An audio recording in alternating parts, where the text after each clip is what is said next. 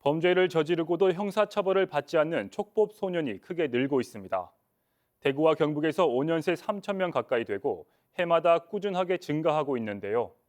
연령 하향 조정과 죄질에 따른 처벌 등 법 개정 목소리가 커지고 있습니다. 정석헌 기자의 보도입니다. 10대 청소년들의 잔혹한 범죄가 잇따르면서 죄질에 비해 가벼운 처분을 받는 촉법 소년 문제가 다시 도마에 오르고 있습니다. 대구와 경북에서도 최근 5년 사이 촉법 소년이 크게 늘었습니다. 경찰청의 최근 5년간 촉법 소년 소년부 송치 현황 자료에 따르면 대구는 지난 2016년 304명에서 2018년 368명, 2019년 318명, 그리고 지난해는 356명입니다. 경북은 지난 2016년 219명에서 2019년 251명, 그리고 지난해에는 343명으로 300명대를 넘어섰습니다. 이 기간에 촉법 소년 2,900여 명이 범죄를 저질렀고 경북은 50% 넘게 증가했습니다.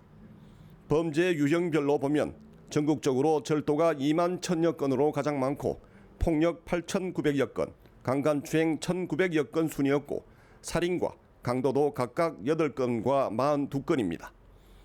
또 전국적으로 촉법 소년 송치 현황을 연령별로 분석하면 만 13세가 2만 5천여 명, 만 12세 3,700여 명, 만 11세와 만 10세는 각각 3,500여 명과 2,200여 명이었습니다.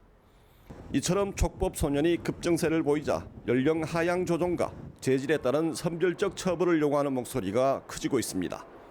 관련 소년법 규정이 만들어진 지 60년이 지난 데다 만 14세의 지적 신체적 능력이 훨씬 향상됐고 촉법 소년들의 범죄 또한 저연령화 흉포화되고 있기 때문입니다. 처벌이 아니라 교화에 초점을 맞추는 촉법 소년 제도의 취지에는 공감하지만 강력범죄를 저지른 촉법 소년까지 면죄부를 주는 것은 형사 정의에 적합치 않다고 봅니다. 촉법 소년 중에도 범죄의 경중에 따라 처벌과 교화의 대상을 구분하거나 연령을 낮추는 방법 등 다각적인 시각에서 제도 개선이 논의되어야 할 때가 되었다 생각합니다.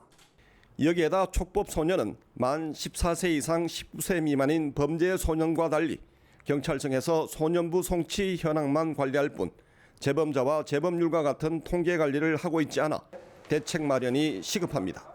TBC 정석헌입니다.